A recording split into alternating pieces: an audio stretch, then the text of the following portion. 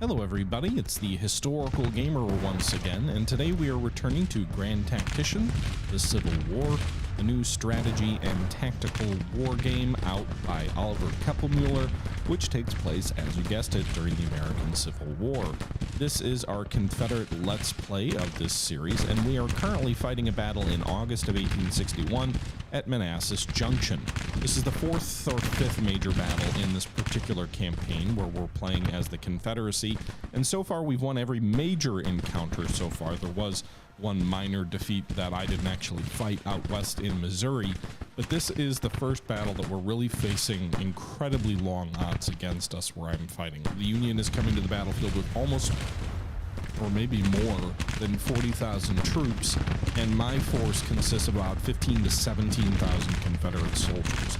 They caught me off guard with a rapid advance from the east. I was shifting the Army of Northern Virginia east from the Shenandoah Valley. We had linked up with the Army of the Shenandoah in a campaign there where we defeated the Union twice with about 30,000 Confederates total in action. I split my forces, leaving the Shenandoah Valley Army to cover the Shenandoah, moving the Army of Northern Virginia to cover Northern Virginia, and the thought was I would shift the two armies between each other's theaters based on where the next Union thrusts came. The problem is, as I was shifting the army east, the enemy moved, and that caught me a little bit off guard, because if I had been sitting in place with essentially the ability to see and scout out the enemy, I might have had time to rail the troops east. That's what happened in the Shenandoah campaign. I saw the Union troops coming down the valley. I sent PGT Beauregard's force in Northern Virginia west to join with Joseph E. Johnston's army in the valley, and we campaigned successfully against the Union there. In this case, I was shifting east via rail while the enemy was moving. I didn't have any visual on the enemy moving, or at least it was kind of hazy, wasn't super clear. And so before I could move Johnston east to help Beauregard, the Union attacked. And they brought three armies with them, each with about 15,000-ish, maybe a few less soldiers with them, against my single army of about 17,000 Confederates. And that's the battle we're in the middle of right now. We did show in the last video, the first part of this battle, which was kind of the first day, which was mostly just troops getting into position and then a little bit of skirmishing. Our cavalry division under Van Dorn got wrecked, and we had captured a Union brigade crossing some of the fords over the Bull Run, as well as a couple of other probing assaults by the AI across some of these fords. We've seen some of our infantry brigades routed without too heavy casualties, it doesn't feel like. But it's hard to tell because there's a lot of artillery going back and forth. The battle has mostly, in my opinion so far, been a case of artillery dueling artillery, with the exception of that one Union brigade we captured. And each side has routed a number of enemy brigades, but we haven't inflicted heavy enough losses on the enemy to trigger a victory. In fact, as we each slowly continue to lose a brigade here or there to routing, the enemy is getting the advantage because we're not routing like 2-3 times the enemy units that they're routing of us. It's pretty close to even in terms of routed soldiers here. So we may try and take some more aggressive action in this video and try and launch a counteroffensive to break the enemy on one of their flanks to see if we can do that while maybe holding back. It might be wise, like in front of the fords where the enemy has like a bunch of brigades behind the fords, keep a couple brigades there, and then maybe we can get a numerical advantage on one of the flanks and perhaps push the enemy back there, you know, away from the fort to the left flank of Bull Run where they've crossed with a considerable force. That's kind of what I'm thinking, but we'll see. This was taken from a live stream from my Twitch channel, so if you're interested in that, there's a link in the description. And without further ado, way too much of me talking, let's get it back into the fight. How does the battle go, Perver? Well, we're outnumbered 3-1. The Federals are finally pushing on the right flank. In the center, not much, and on the left, not much is going on. Our cavalry division got wrecked because Van Dorn is a frustrating son of a bitch. Leave it at that. And this has been like the slowest battle ever. Although I guess I was complaining in the previous video that battles end after like 2 shots are fired by every brigade. That certainly hasn't been the case here. Enemy first battery is marched from the field, so we actually drove one of their batteries off. That's nice. All right, how about you pull back, Garnett? because your flank's in the air.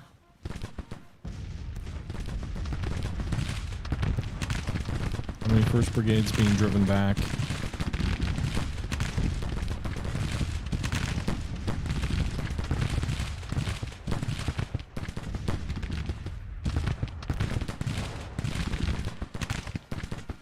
Fuck. So I guess because these troops are all green as hell, none of them can, like, actually maneuver under any kind of pressure. We're gonna march Ewell over there to the right flank.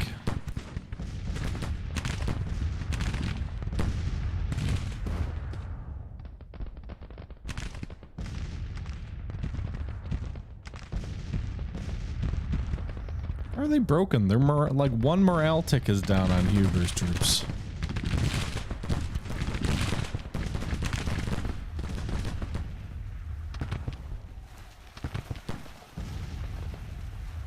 At least Garnett's troops lost a fair number of men before they ran, over 600 casualties.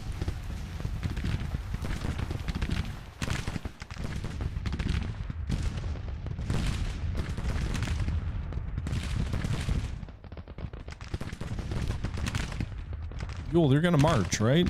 I did order you to.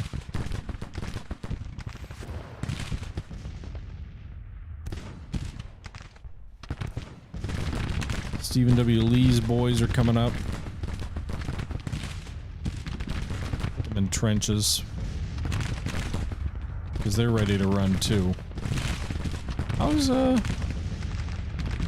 about 2,000 casualties here?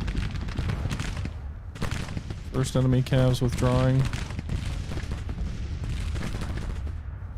I don't even know who we're shooting at right now.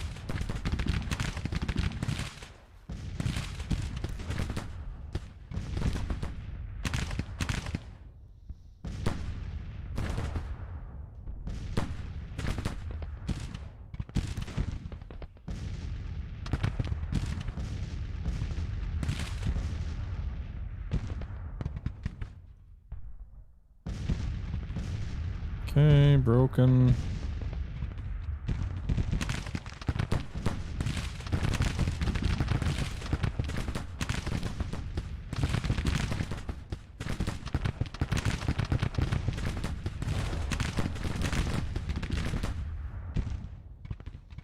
This is trying to flank us.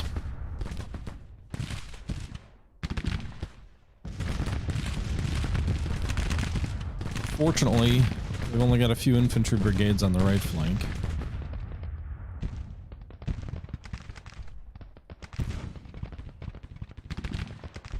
We are low on ammo for these Napoleons. Makes sense, they've been shooting their cannons all day.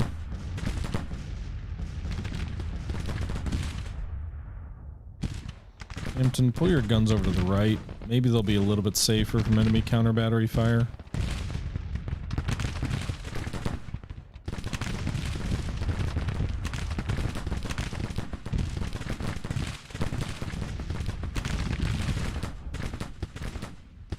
Let's say you're getting flanked. I'm guessing the 1st Brigade is shooting at you.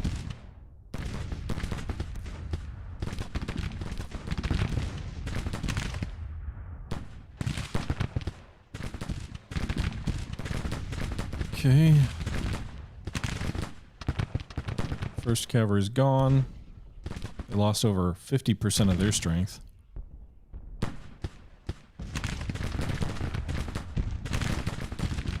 Lawton, turn your flank and go engage the 1st, which is shooting into your own.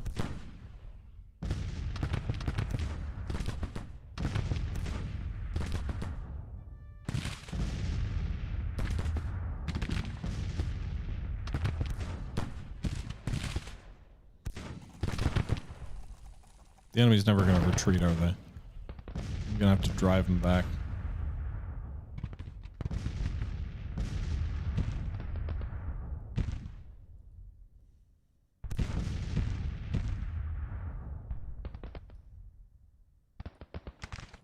This may be unwise. Advance, boys. Advance against the enemy.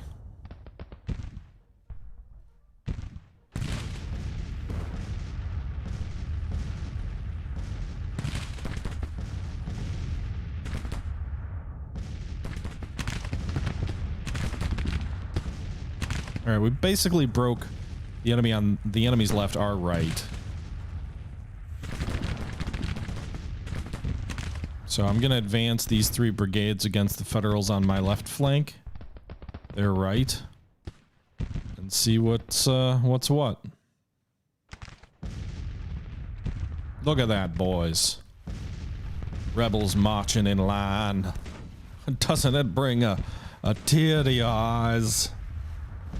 The gray horde moving forward.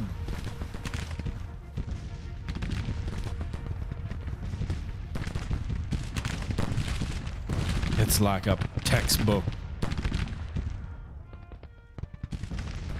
Just a single volley is all it took. Drove back those skirmishers. No flying Scotsman? Fair enough.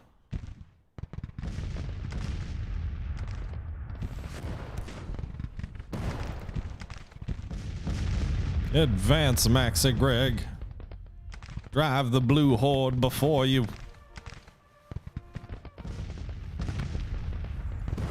I think I'm unintentionally doing it, and maybe I don't sound like it at all, but it feels to me like I'm speaking a little bit like the guy who does Checkmate Lincolnites. Anyway. Oh no, the 1st South Carolina was driven back. God damn it. 1 a.m. stream LMAO.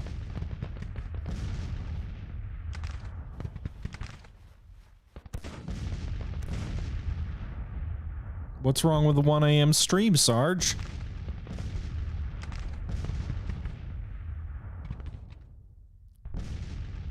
It's not 1 a.m. yet here, where I am.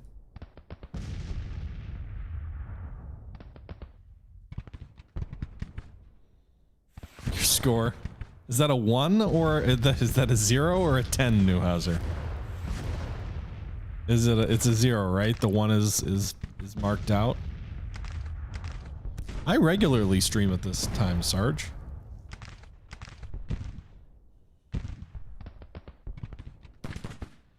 No, man, Central Time Zone is proof that God loves us. Or as I like to say, the Central Time Zone is God's time zone. Because I'm in it. I'm God. No, I'm just kidding. I'm definitely God.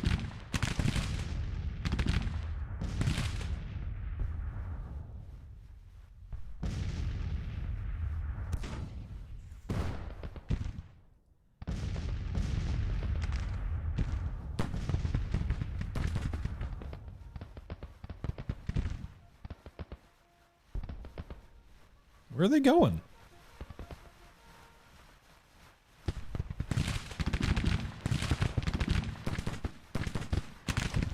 Maneuver in, Richard Ewell. Bring your boys up. Hampton, you're gonna hold what you've got. Butler's withdrawn. South Carolina militia. I didn't even know they were still around.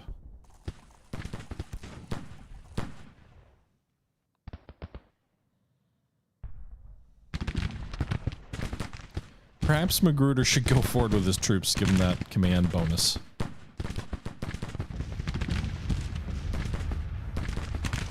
They're gonna melee against troops that are like 3 times their size, aren't they?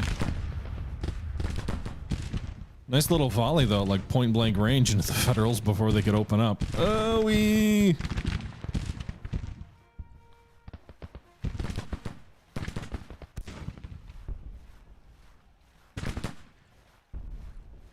Yeah, these brigades are much bigger than me. I don't know that I'm gonna hold out very well unless their morale is low and they don't fight long.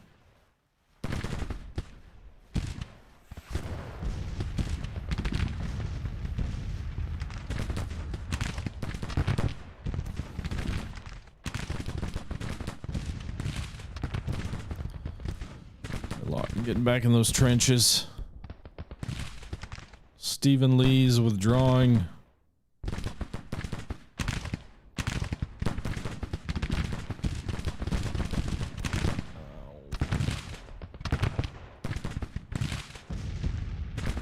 Maxi Gregg, I need your horde of muskets.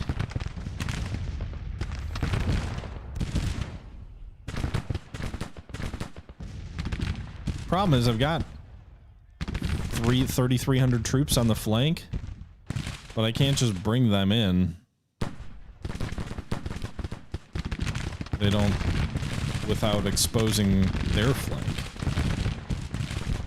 This battle is probably going to turn into a defeat. It even says it's a minor defeat right now, despite the fact that I hold the objectives, such as they are.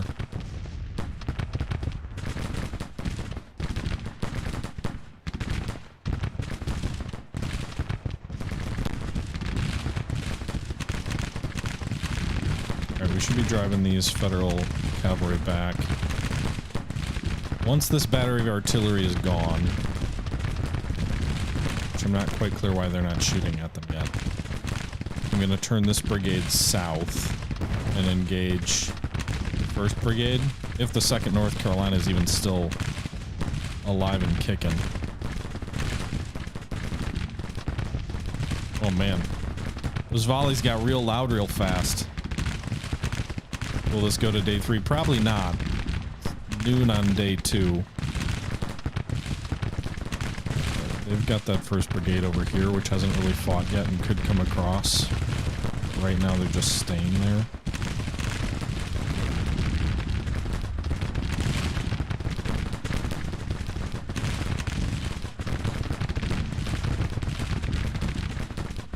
Just end it.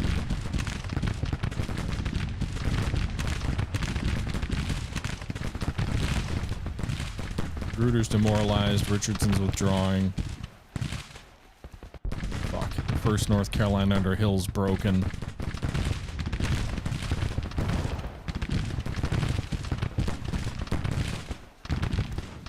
That's gonna get the 2nd North Carolina and Greg's troops flank open, exposed. Jones, come south now. No, it says it's a defeat. We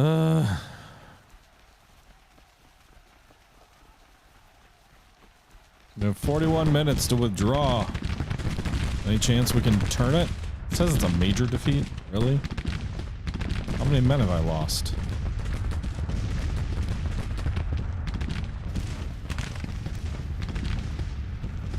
$3,400?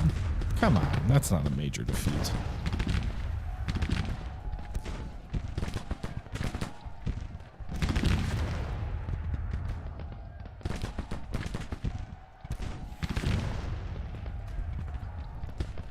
First Mississippi. Hold on, boys.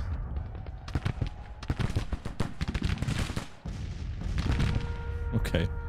Well, I don't, it claim, okay, give me a break. No lore accurate. Okay. A major Confederate defeat. Major. Now look at this, boys. 3,200 Confederate infantry casualties versus 7,000 Yanks. 167 casualties on the Confederate versus 1,100 on the Yanks. 9 guns versus 15 on the Yanks. 3,700 versus 8,000. Now, granted, they had 43,000 versus our 15, so they outnumbered us 3-1. But we almost inflicted 3-1 casualties on them. I don't see how that's a crushing defeat. Or a major defeat, or anything. Just saying.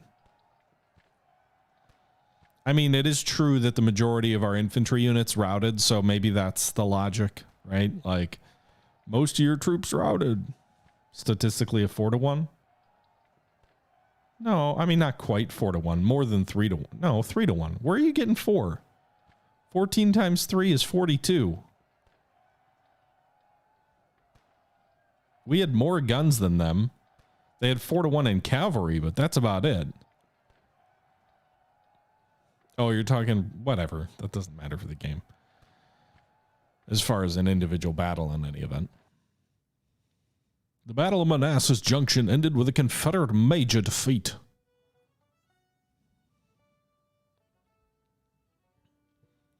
Our own losses amount to 3,700.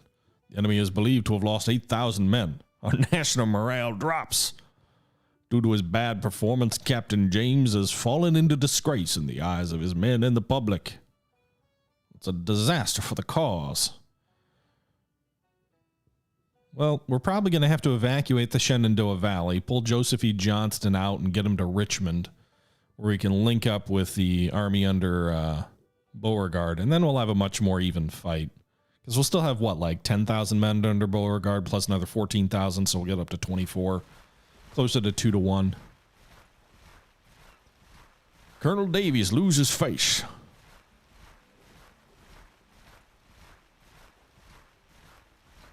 The Battle of Manassas Junction has ended with the Army of Northern Virginia retreating in panic. My command has earned us a glorious tactical victory. Wait, whoa. You're burying the lead, Beauregard. You're going to open your letter to the president with the battle has ended with our army retreating in panic.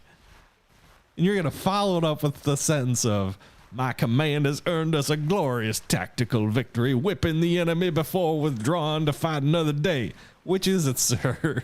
Did you win a tactical victory, or is your army skedaddling in panic? Those two statements are not compatible. It's gonna be a glorious sunny day once the hurricane rolls through. That's the weather forecast of that battle. There's our hurricane warning, and I'm forecasting sun.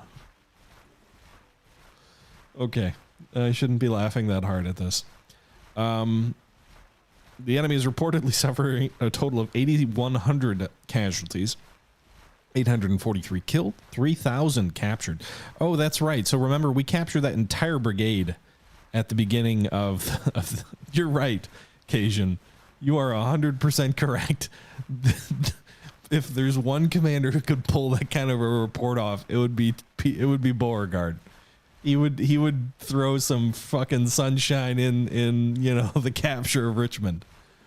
All right, so the enemies reportedly suffered 8,100 casualties, and remember, guys, we did destroy that entire brigade. That first brigade that charged across the creek, 2,300 of their casualties were inflicted from that. So the battle wasn't nearly as lopsided if you take out that weird thing. Anyway, we captured another 3,000. We lost 3,700. Our morale is apparently stable. So we had about 3,000 to our prisoner of war camps. Okay, so the Army of the Shenandoah, I don't really want them to rail to Richmond that way. So can we?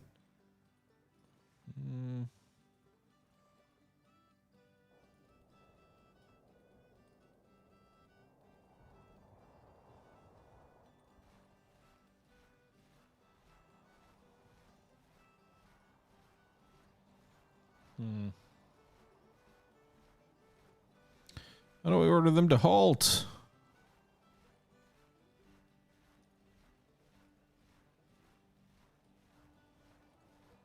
The Union invades the South. Lincoln is unwavering. Action finally. All right, let's get Beauregard. Okay, he's already withdrawing rapidly. Oh shit! Pause. I don't want to fight again real quick, Beauregard. So pull your troops back to Fredericksburg. Meanwhile, can we?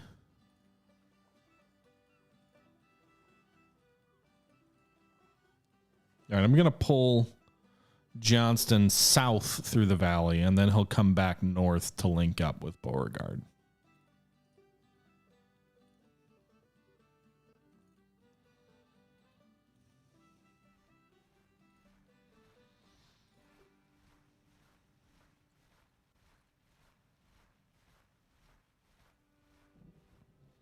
All right, they're actually moving west toward the valley. The Army of the Susquehanna, another 15,000 fucking Yanks. How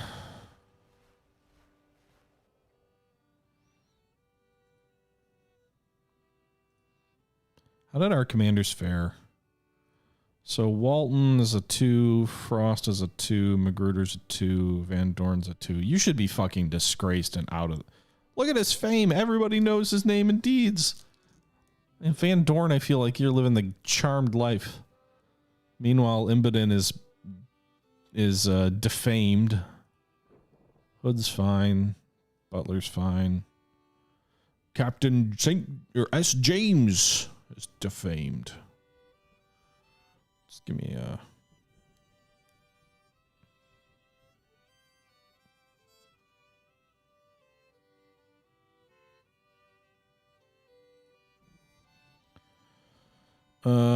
Leonidas Polk. He's only a lieutenant.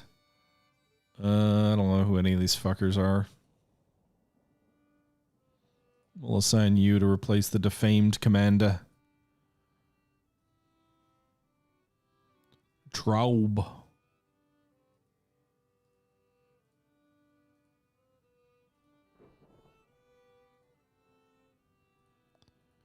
None of our infantry commanders appear to be defamed. Imboden is defamed, so he is not liked. So we'll go ahead and replace him. Lieutenant Colonel Imboden. I like you. At least in game. Cavalry.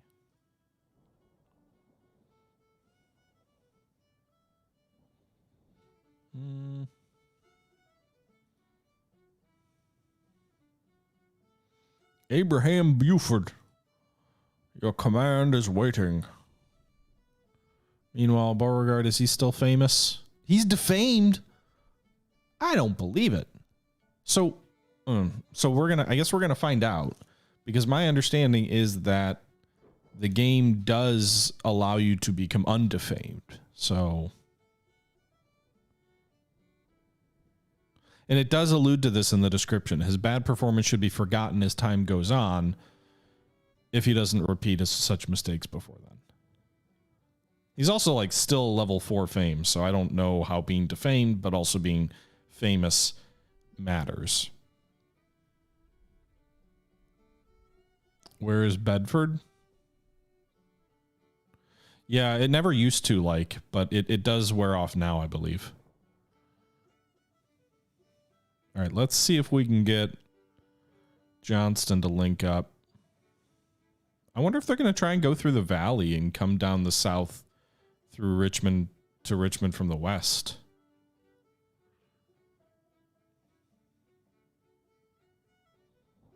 The army doesn't appear to be invading anywhere except for King Cotton Policy 1 enacted. Plantations are not expanding.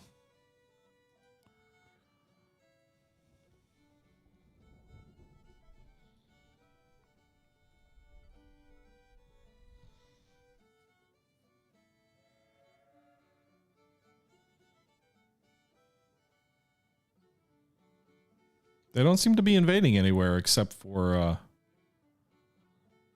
Northern Virginia, which I guess is kind of almost accurate for 1861. Anyway, it's into August of 61. Policies, we need to enact a new one. So we've done the King Cotton Policy 1.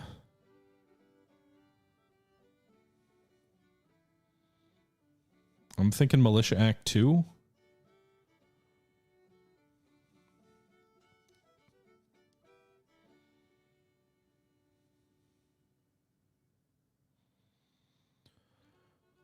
Maybe? Or do we go for a Tariff Act? Or print notes? Do we want to inflate our currency?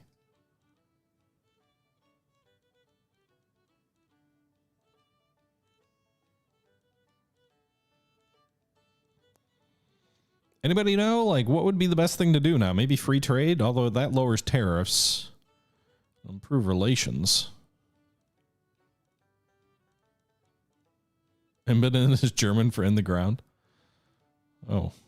Oh no. All right. What about projects? Where are we at right now with assignable projects? So we've got cash to do artillery stuff, which we could use. We also have cash for market reforms. Subsidy funding for market reforms. What will that'll do? Finance improvements of the nation's domestic markets to boost the economy in the long term. This will increase the efficiency of all market buildings, which will stimulate the local economy.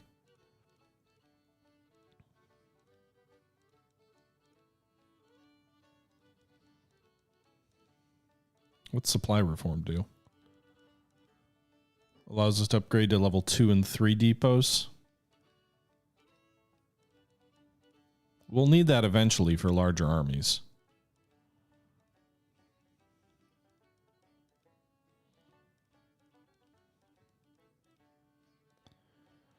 What are the other things that could be coming? We can improve the credit rating. Wow, that costs a lot of fucking money. Subsidized banks. We're almost to Austrian rifles. I love me their Lorenz. So probably don't do trade deals yet.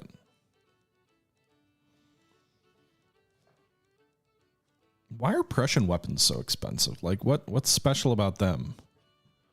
The Prussian rifles import their advanced weapons considered the best in Europe by many. The Drei's needle gun is the new kind of breech-loading rifle, the first to use a bolt action to open and close the chamber. Krupp's C61 6-pounder field guns are rapid-firing breech loaders. Both weapons offer high manufacturing standards and long-range accuracy. Okay. They didn't really use them in the war, but, you know, what do the French weapons do? The French Meier rifle. They didn't really use the French either.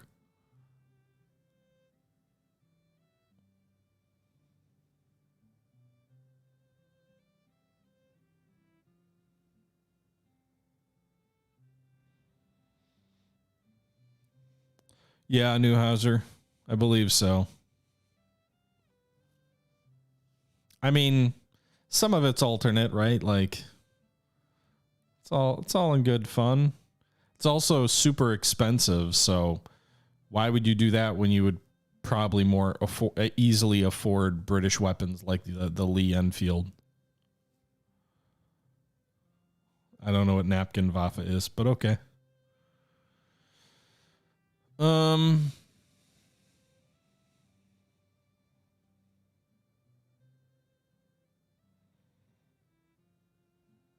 Is there anything else?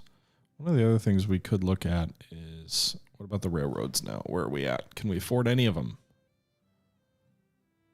No, not even close. What about on the strategy screen? What's this tell us? The Federals outnumber us almost 2-1. Their naval tonnage is, did that drop or am I misreading that? 3 battles versus 2, 19,000 versus 10,000 casualties. We have a lot of troops in our one POW camp, by the way. Overcrowded by 265%. Hey, we expanded the camp to 2,500. Just in time. Okay.